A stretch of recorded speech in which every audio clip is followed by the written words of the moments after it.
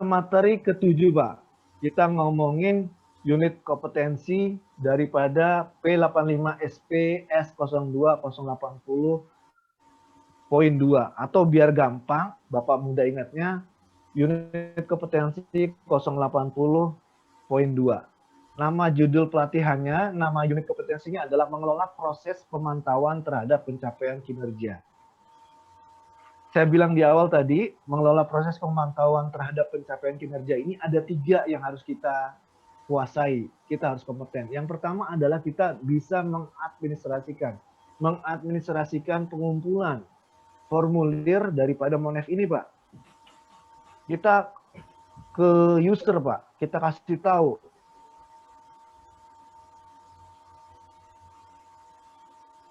nanti Monef Bapak 2 bulan sekali atau 3 bulan sekali, triwulan, itu monggo, Pak, diinformasikan. Kemudian form monitoring evaluasi ini cara ngisinya seperti ini, tolong dikasih tahu ke usernya. Kemudian form monitoring dan evaluasi itu dicek kelengkapannya secara administrasi.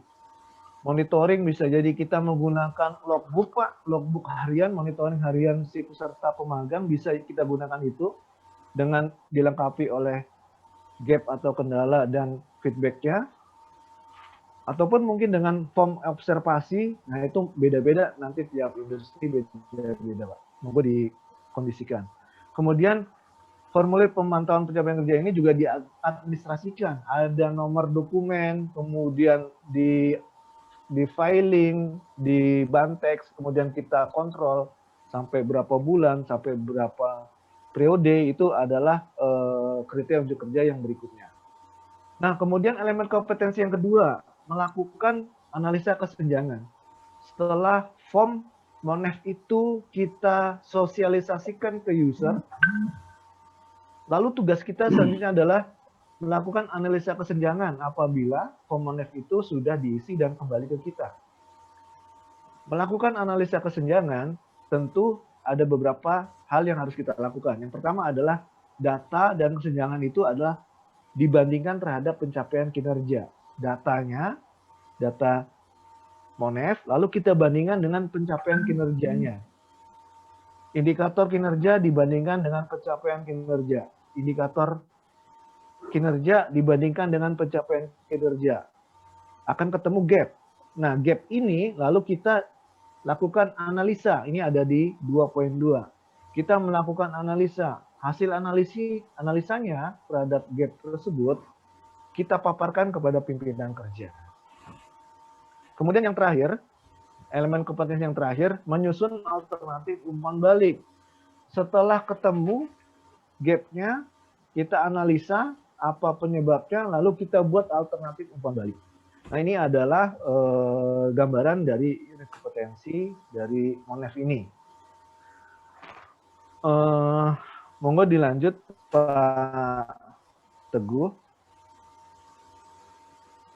Nah, setiap organisasi, setiap lembaga pelatihan, setiap perusahaan tentu perlu untuk membuat sistem pengelolaan, pemantauan terhadap pencapaian kinerja pekerja atau dalam hal ini pemagangan atau pelatihan.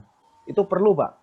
Kita perlu, Pak, di organisasi kita, di lembaga pelatihan kita, ataupun di proses produksi itu kita perlu melakukan pengelolaan terhadap proses pencapaian kinerja. Dan saya pikir semua sudah melakukan itu. Setiap perusahaan pasti sudah.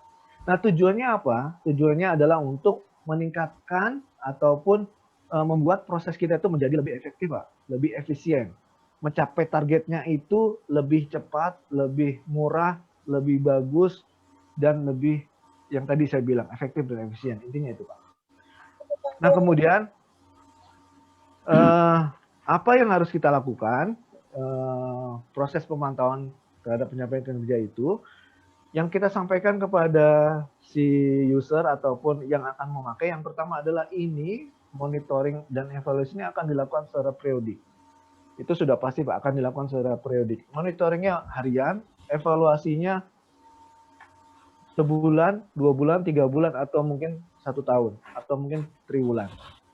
Nah, kemudian mulai kapan monef-nya itu dilakukan? Monef itu dilakukan pada saat si peserta pelatihannya sudah mulai menandatangani kontrak perjanjian pemagangan. Dari semenjak si peserta pelatihan itu sudah mulai masuk ke dunia kerja. Nah, evaluasinya sendiri itu adalah dengan membandingkan antara data kinerja, data si kinerja peserta pelatihan dengan indikator kinerja yang kita miliki. Nah, lanjut Pak Teguh.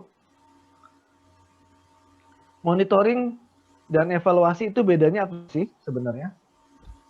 Monitoring dan evaluasi itu sebenarnya bedanya apa? Nah, monitoring adalah proses yang kita lakukan secara periodikal. Monitoring itu adalah pengendalian rutin. Monitoring ada pengendalian proses yang dilakukan secara rutin. Kemudian evaluasi itu adalah penilaian terhadap monitoring tersebut yang bersifat periodikal. Artinya saya bilang tadi bisa jadi sebulan, 2 bulan tergantung. Itu tergantung proses. Nah, kemudian yang perlu kita perhatikan juga, monitoring itu melihat apa yang sedang dilakukan, observasi ke proses. Sementara kalau evaluasi itu adalah memeriksa hasilnya apa, apakah sudah mencapai kepada target yang kita inginkan, kemudian apakah hasil ini berdampak kepada proses secara keseluruhan. Kedengaran ya Bapak Ibu ya? Ya. Saya ragu jaringan saya. Boleh diulang Pak, mohon maaf Bapak hilang beberapa detik. Iya, ya. Monitoring itu sebenarnya adalah aktivitas rutin Pak, Bu.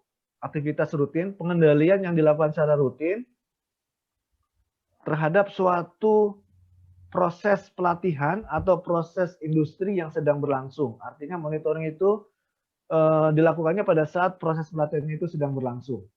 Dan yang dilihat apa? Yang dilihat adalah proses si pelatih atau si peserta pemagangannya. Kemudian evaluasi adalah menilai yang bersifat periodikal terhadap monitoring tersebut. Jadi kalau si monitoring itu adalah di pada saat proses berjalan, sementara evaluasi adalah periodikal yang kita lakukan. Kemudian lanjut lagi, monitoring itu sifatnya kontinu. Mengumpulkan data-data, melihat data-data, data produksi, data kualitas, kemudian data safety, dan lain-lainnya. Sementara evaluasi adalah penilaian yang dibuat sama evaluasi. Oke, lanjut.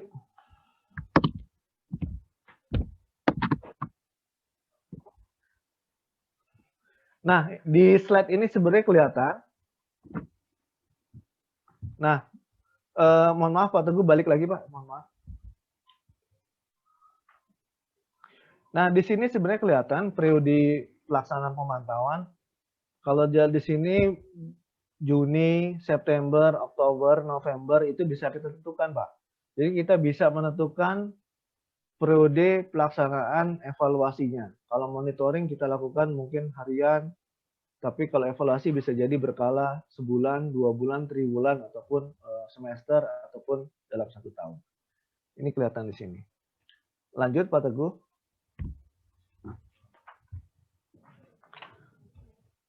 Nah, kemudian bagaimana cara melaksanakan pemantauan terhadap pencapaian kinerja atau monef-nya? Di sini kita bisa lihat, bisa menggunakan feedback 270 derajat ataupun 360 derajat. Sebenarnya apa 360 derajat, 270 derajat? Ini adalah menilai ataupun melakukan angket ataupun melakukan survei terhadap pencapaian penilaian kinerja terhadap si peserta ataupun pekerja.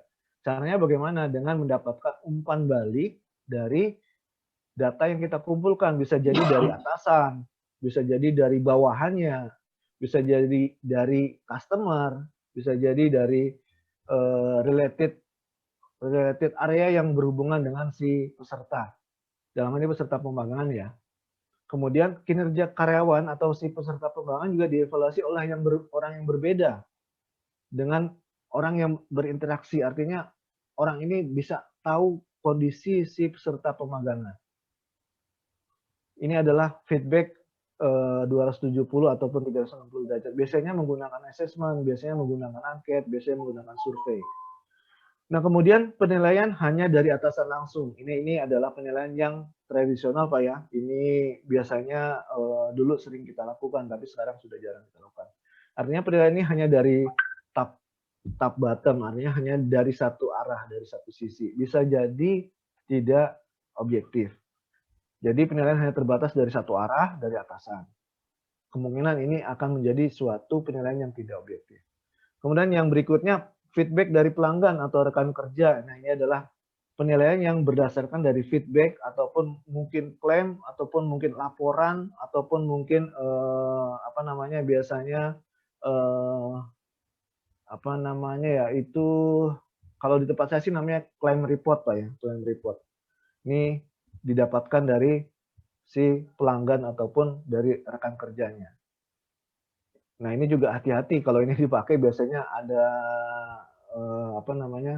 penilaian yang kurang objektif juga. Kadang-kadang bisa jadi ini menjadi hanya sebagai masukan saja. Kemudian yang berikutnya adalah mengukur produktivitas secara kuantitatif dan kualitatif. Nah, ini mungkin lebih secara data, lebih bisa terukur berapa produksinya, berapa kualitas yang didapatkan, kemudian berapa unit kompetensi yang ditempuh, hasilnya apa dari unit kompetensi yang ditempuh. Ini mungkin akan lebih objektif dan lebih bisa kita terima. Tapi aktualnya kadang-kadang ini semua bisa kita lakukan, artinya bisa cross function terhadap semua penilaian tersebut dari 5 hal tersebut.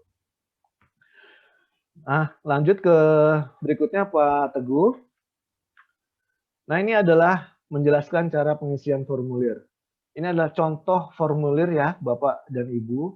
Artinya, kalau ngomongin Monef, nggak harus seperti